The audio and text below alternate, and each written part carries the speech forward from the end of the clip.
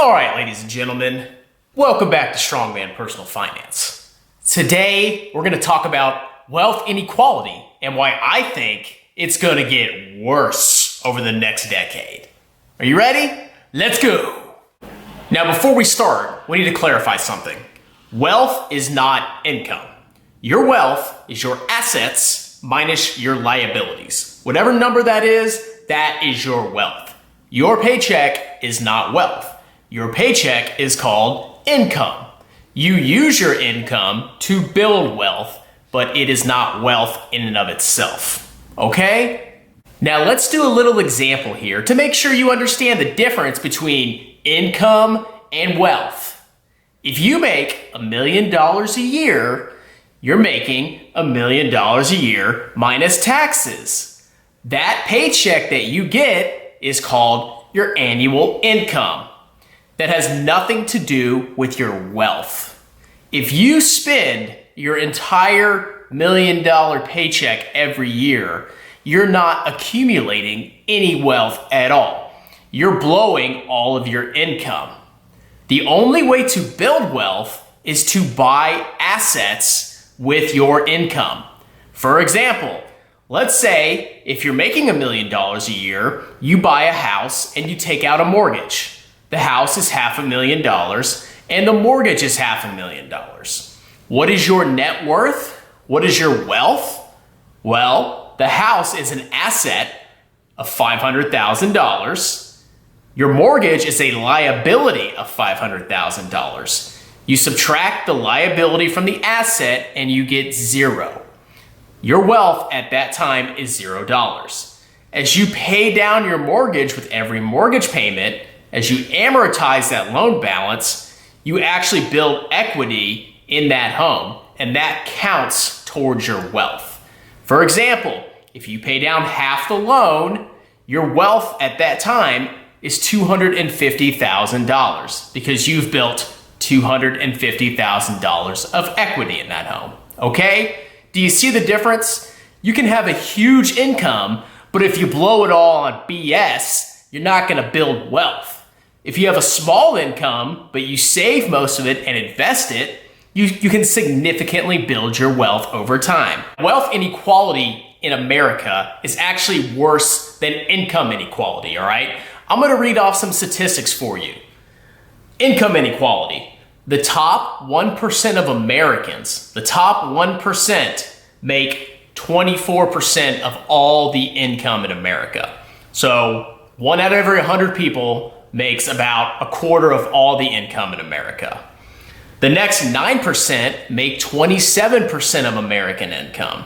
That's also roughly a quarter. And then the bottom 90% make 50% of the income in America. That's pretty unfair, right? Well, let's look at wealth and see how bad it really is. The top 1% own 39% of the wealth.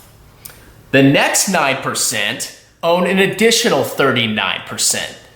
That leaves 23% of the entire nation's wealth in the hands of 90% of the people. Wealth inequality is way worse than income inequality. Now, do you want to know the big secret about why wealth inequality is so bad in America? And no, I'm not talking about politics or whatever. There's one reason. Rich people, the top 1% and the top 9%, most of their wealth is in stocks. The rest of the people, the majority of their wealth is in freaking houses, okay? That's why wealth inequality is so bad. And that shows you why your home is a crap investment and stocks are the way to really build wealth over time. Now, the disparity is so bad that the top 10% of Americans own 84% of the entire value of the stock market. That's why when you see the stock market climbing, it's only benefiting a very small portion of the population, the top 10%. Now, the lesser orders, the lesser masses, which include me as well, I'm not judging you, the lesser masses also have stock ownership, but they don't have that much in stock. As a matter of fact, the average middle class family barely has any stock at all.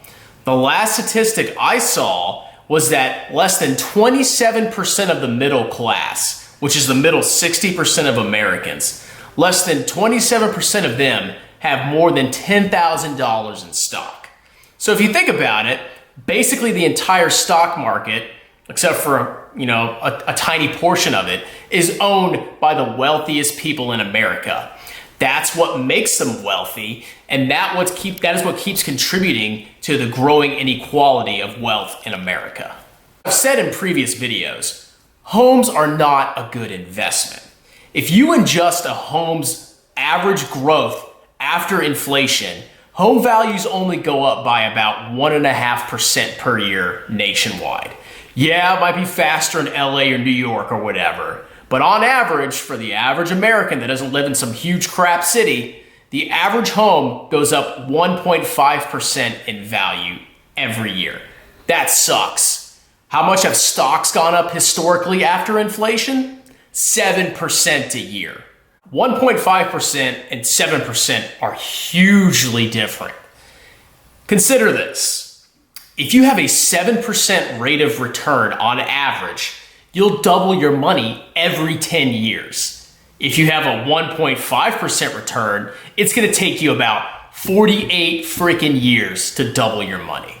So if you think about it, the majority of the wealthy in America have the vast majority of the stocks, okay? They own pretty much the entire stock market.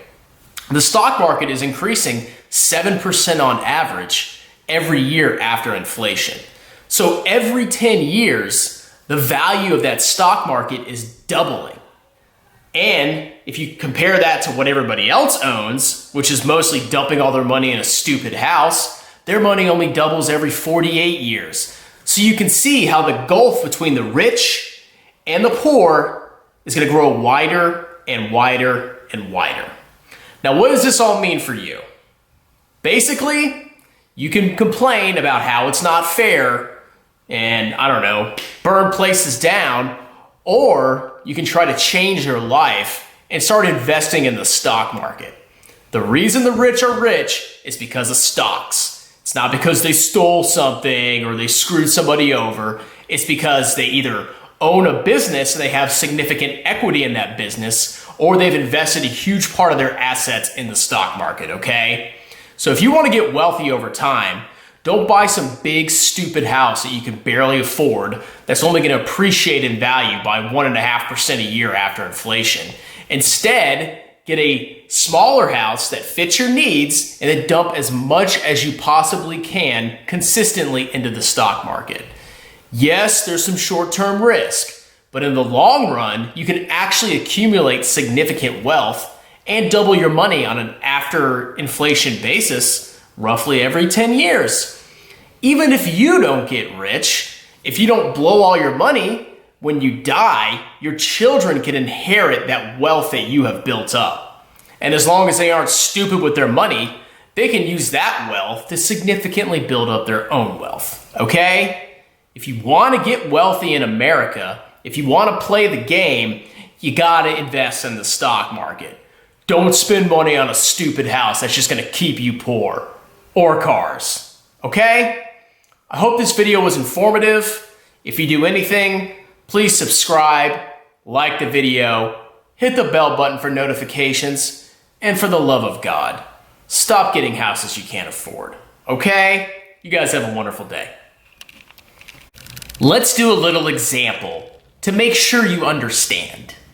Let's assume you make $100,000 a year.